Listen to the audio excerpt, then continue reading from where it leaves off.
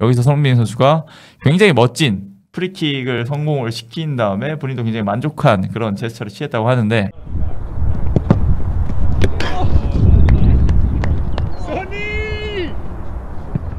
우리 한국인들이 또다시 흥암차를 그렇죠. 외치고 있죠. 우리 흥민이 한번 차게 해줘라. 네. 이거는 근데 한국인뿐만 아니고 풋볼 런던도 비슷합니다. 이 나가니까 네. 왜 포로 포로 메디슨 너 뭐 돼? 약간 그렇죠. 이런 느낌이거든요.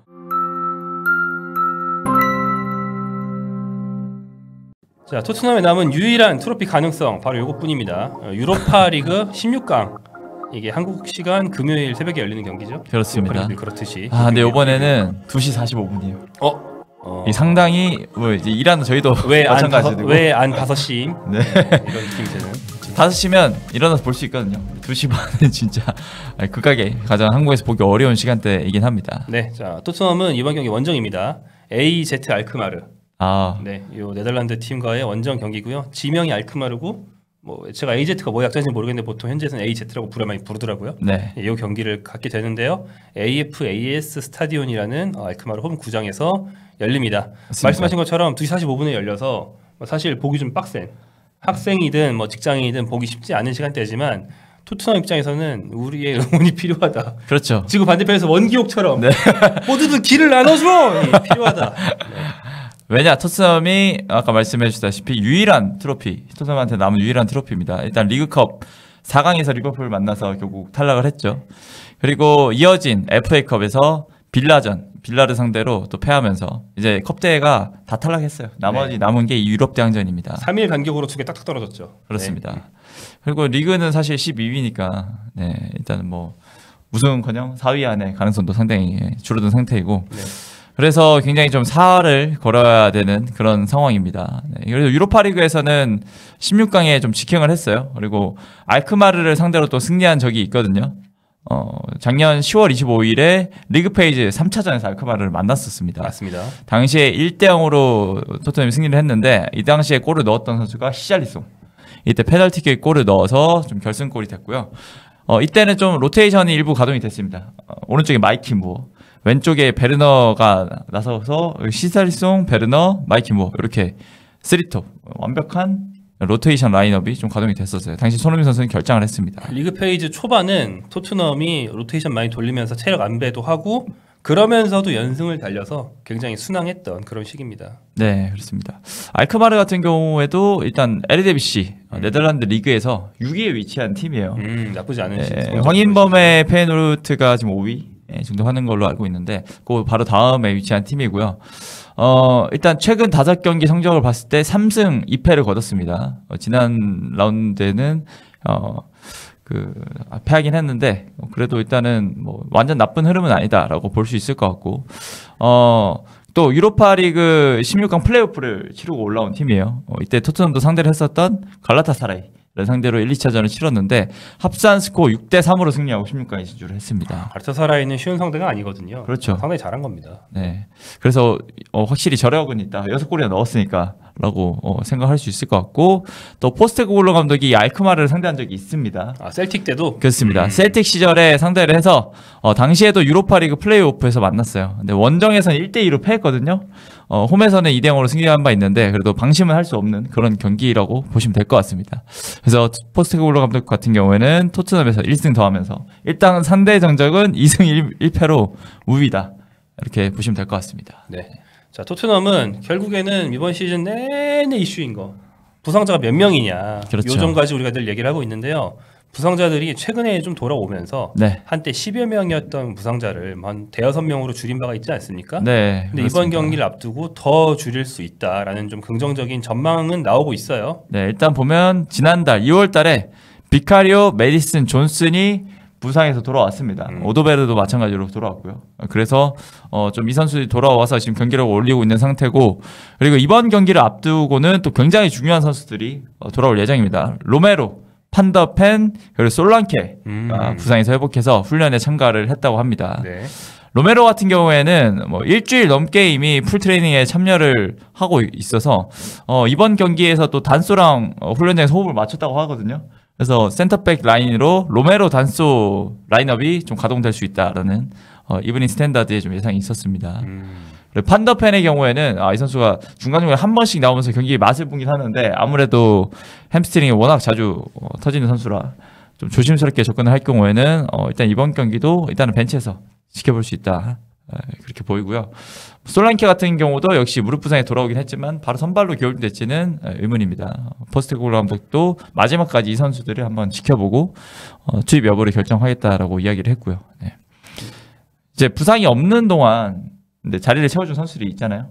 근데 이 선수들이 뭐 자리만 채운 게 아니고 꽤 성장을 많이 했습니다. 이 대표적인 게 이제 스펜스 그렇죠. 네. 그레이도 어떻게 보면 센터필 라인에서 이 정도면 굉장히 준수하게 해줬다라고 볼 수 있고요. 네. 그래서 풀백 경쟁이 좀 치열해졌다고 볼 수 있는데 포로, 스펜스, 우도기도 부상에서 돌아왔죠. 네. 그러면서 이 세 선수 중에 두 선수가 아마 양쪽 풀백으로 좀 나서지 않을까 예상이 됩니다. 이제 중원도 좀 봐야 되는데 중원에도 사르, 그레이, 베리발, 벤타쿠르, 비수마 등이 좀 그래도 굉장히 좀 이제는 선택지가 많아요. 중간에 막 벤타쿠르 징계, 부상 뭐 이런 게 있어가지고 선택지가 좀 없었다면 이제는 여기서 세 선수를 골라야 됩니다. 지금 말씀하신 선수들의 뭐 이제 공격 미들에 가까운 메디슨도 네. 3미드를 쓴다면 내려와서 쓸 수 있는 선수가 될 거고요. 그렇죠. 네. 근데 이렇게 돌아온 선수들이 많고 돌아올지 말지 이번 경기 아니더라도 한 1, 2주 안에 돌아온다 이런 선수도 많고 네. 전체적으로 좀 희망적이지만 주전 중에 또 빠진 선수도 있습니다. 그건 바로 셉셉이. 그래도 잘해주던 선수 굉장히 비중이 큰 선수잖아요. 쿠루스페스키가 전방에서도 활약할 수 있고 때에 따라서는 또 미드필더로 내려서 이렇게 번갈아 가면서 좋은 활약 보여주고 있었는데 발부상을 당해서 A매치 휴식기 전에는 돌아올 수 없다고 포스테코글루 감독이 직접 얘기를 했습니다. 그렇기 때문에 이번 경기에도 유일하게 원정에서 동행하지 않은 선수가 쿠루셉스키. 나머지 선수들은 다 그래도 동행을 해서 일단은 뭐 경기를 못 뛰겠지만 그래도 훈련을 같이 지켜보고 같이 참여하는 식으로 했고요. 좀 손흥민 선수가 쿠루셉스키가 부상을 당하면서 조금 그래도 많은 짐을 좀 져야 되지 않을까 좀 생각을 합니다. 메디슨이 쿠루셉스키를 대신해서 공격형 미드필더로서 굉장히 좀 많은 지원을 해줘야 될 것 같고요. 손흥민 선수의 좀 데드볼 능력 이 경기를 앞두고 또 주목을 좀 받긴 했어요. 토트넘 훈련 영상이 올라왔는데 여기서 손흥민 선수가 굉장히 멋진 프리킥을 성공을 시킨 다음에 본인도 굉장히 만족한 그런 제스처를 취했다고 하는데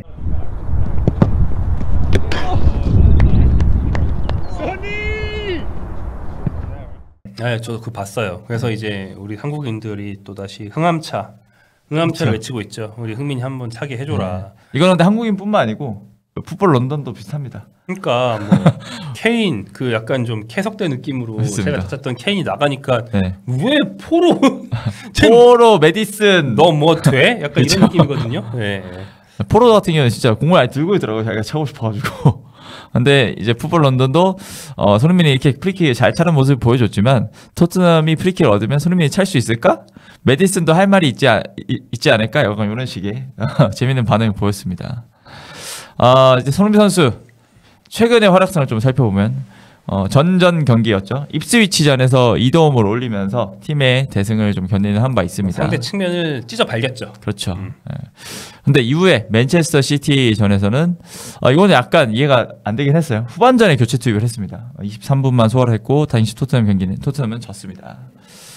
네, 그래서 근데 그래도 토트넘이 오히려 컵대에 다 떨어지면서 이제는 주중 경기가 없기 때문에 최근 한 3주 동안은 충분히 한 5일씩 일주일씩 쉬면서 경기를 했거든요. 그러면서 경기력이 조금 올라온 상황이고 부상자도 좀 적은 느낌인데 손흥민 선수도 충분히 아마 체력적으로 쉬었을 것 같습니다. 그래도 예전에 비해 좀 그런 점들이 토트넘 입장에서는 좀 긍정적으로 작용할 수 있을 것 같아요. 네, 그럼요. 특히 토트넘은 이제 바로 직전 잉글랜드의 주말 일정이 네. 오히려 컵 대회 일정이었기 때문에 다 떨어진 토트넘은 그걸 쉬고 지난주 주중에 이어서 이번 주 주중 경기를 하는 거라 지금 8일 간격이에요. 그렇습니다. 주말 경기를 안 했죠, 토트넘은. 그래서 우리가 주말에 뭐 허전하다 이런 얘기들을 축구팬들 많이 하셨거든요. 그런 것까지 감안한다면 지금 진짜 풀 체력으로. 네, 월요일도 이제 휴식을 줬다고 해요. 그냥 아예 나가서 쉬어라 이런 식으로. 이번 경기 이후가 문제지 이번 경기는 풀 체력으로 할 수 있는 경기이기 때문에 상당히 기대가 되는 그런 부분입니다. 네. 다음은 그럼 라인업을 볼 차례인가요? 네, 라인업 한번 살펴보겠습니다.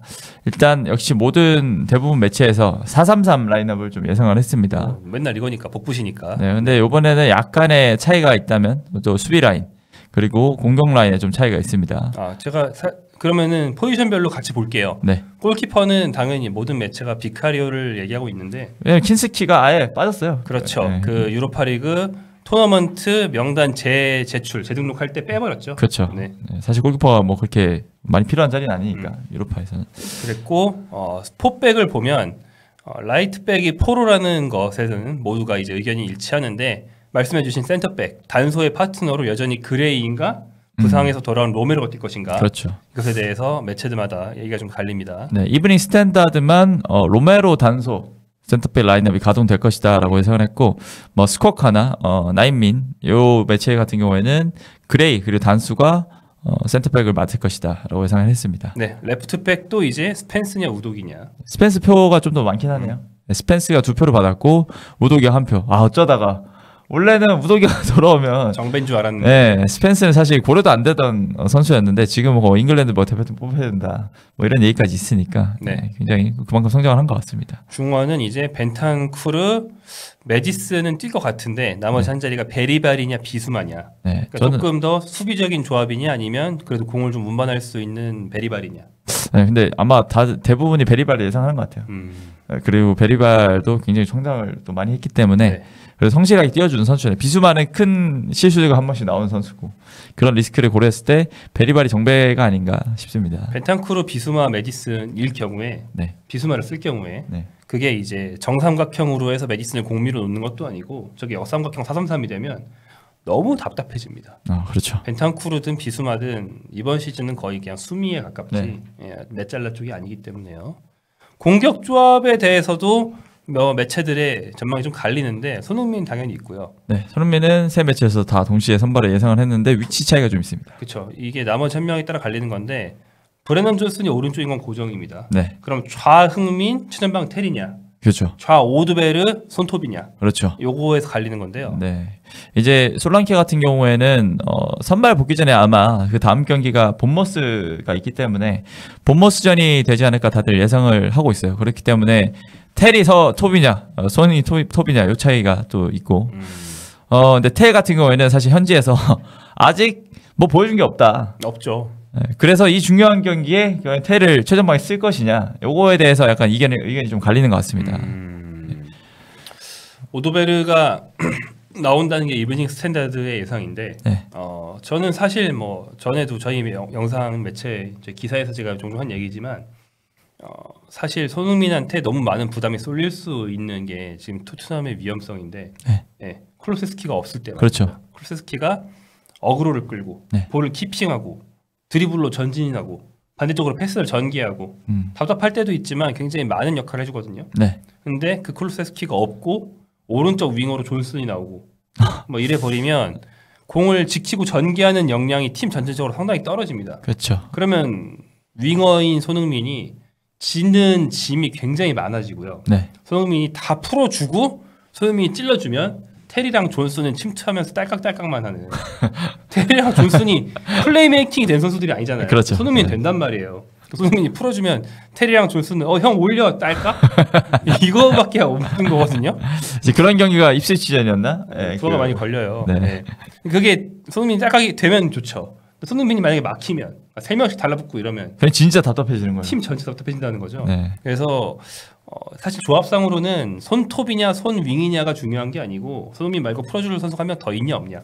이 기준으로 볼 때 저는 오도베르를 옛날부터 밀고 있긴 한데 네. 오도베르가 이제 물론 아직 설리겠지만 그래도 드리블을 하면 상대를 해집긴 하니까. 그렇죠. 예전에 있던 그 솔로몬 같은 경우에도 뭐 그렇게 공격 포인트가 많지는 않지만 그래도 드리블 능력은 한 명 정도 한두 명은 제낄 수 있어야 되잖아요, 윙어가. 네. 그래도 그 정도 능력은 있는 선수라. 꼭 완전 뚫는 거, 그러니까 내 뒤로 그 수비를 보내버리지 않아도 돼요. 수비를 흔들면서 들어가기만 할 수 있어도 됩니다. 맞습니다. 그러면서 상대 한 두세 명이 자기한테 시선을 줬을 때 뭐 반대쪽으로 전개하든지 침투하는 풀백한테 주든지 손흥민한테 중앙으로 주든지 이런 것만 할 수 있어도 되거든요. 네. 꼭 돌파를 성공하지 않아도. 그렇죠. 네.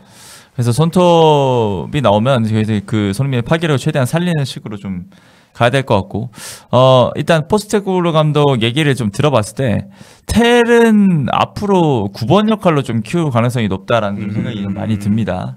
앞선 인터뷰에서 텔은 9번을 볼 수 있고 넓게도 뛸 수 있다. 근데 솔랑케, 히샬리송과는 완전히 다른 유형의 선수다라고 얘기를 했거든요.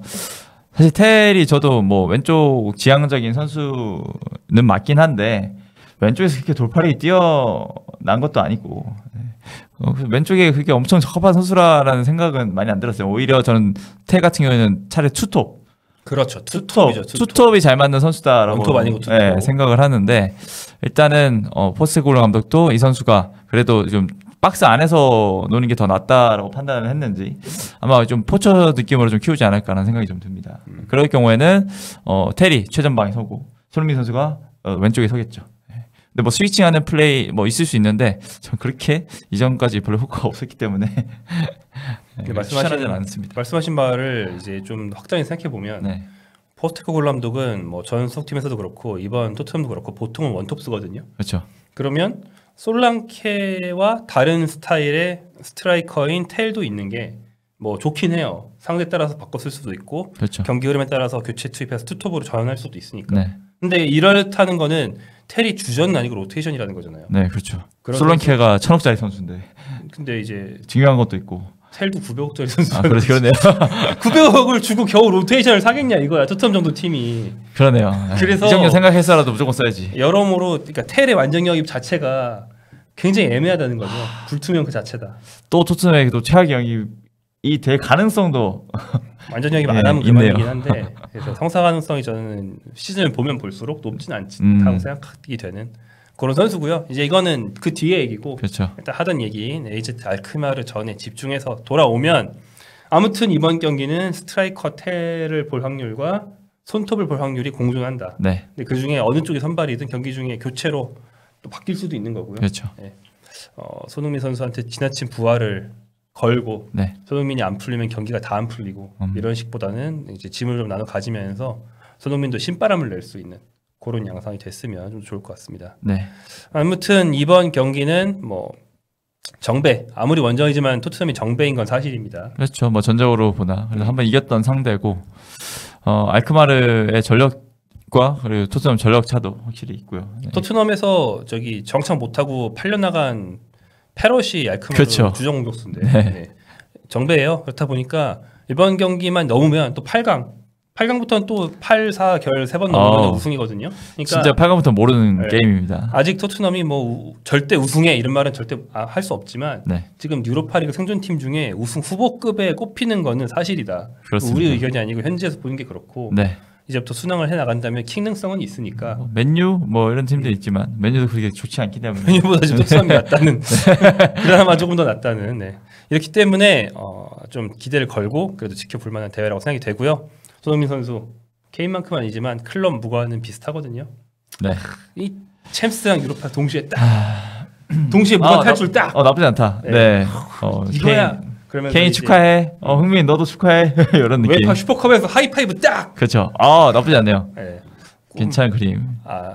꿈 같은 얘기긴 하지만. 근데 아마 이 꿈을 유로파리그 결승이 빌바오에서 열리잖아요. 또 손흥민 선수가 결승에 진출하면 이거 보러 가는 한국 팬들 좀 있을 것 같다는 생각이 좀 듭니다. 네. 한잔해 나왔는데 네. 한잔 할 수 있기를 기대하면서 또 응원하는 마음으로 지켜보도록 하겠습니다. 네.